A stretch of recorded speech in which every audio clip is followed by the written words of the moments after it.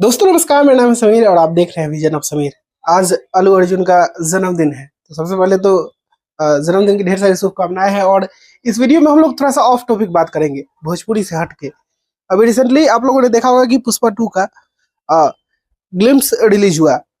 आप लोगों ने देखा होगा कि एक वीडियो रिलीज हुआ। सबसे पहले तो प्रेजेंटेशन कैसे किया जाता है, इस चीज को सीखना चाहिए भोजपुरी इंडस्ट्री को, क्योंकि आप अच्छा कंटेंट तो बना दिए, लेकिन लोगों के बीच में भौकाली कैसे मचाना है ये देखना चाहिए और सीखना चाहिए पुष्पा के जो भी टीम है। क्योंकि उन लोगों ने कैसे रिप्रेजेंट किया इस फिल्म के जो भी अभी तक 2 कंटेंट रिलीज हुए हैं। पहला वेयर इज पुष्पा, फिर टाइमिंग उसमें डाला गया कि हाँ सेकंड वीडियो कब आ रहा है, फिर सेकंड वीडियो आया 3 मिनट का कल। और उसमें कैसे रिप्रेजेंट किया गया, कहाँ है पुष्पा, कहाँ है पुष्पा, पुष्पा मर गया।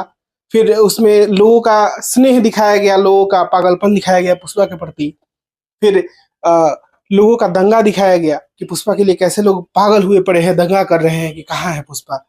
फिर एक जंगल का वीडियो दिखाया गया, जंगल में पुष्पा का एंट्री होता है और एक कदम पुष्पा चलता है तो शेर 2 कदम पीछे हट जाता है। तो ये सब भौकाली है, ये सब सीखना चाहिए कि कैसे रिप्रेजेंट किया जाता है चीजों को।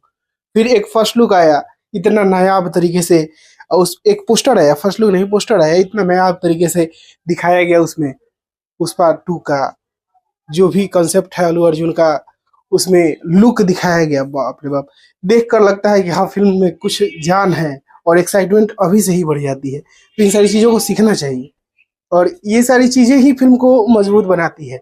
मार्केटिंग कैसे की जाती है, फिल्म तो आप अच्छा बना लिए, लेकिन फिल्म को रिप्रेजेंट कैसे करना है ऑडियंस के बीच में, सीखना चाहिए। और पार्ट 2 का सबसे बेस्ट रिप्रेजेंटेशन हम अभी तक में देख रहे हैं पुष्पा 2 का।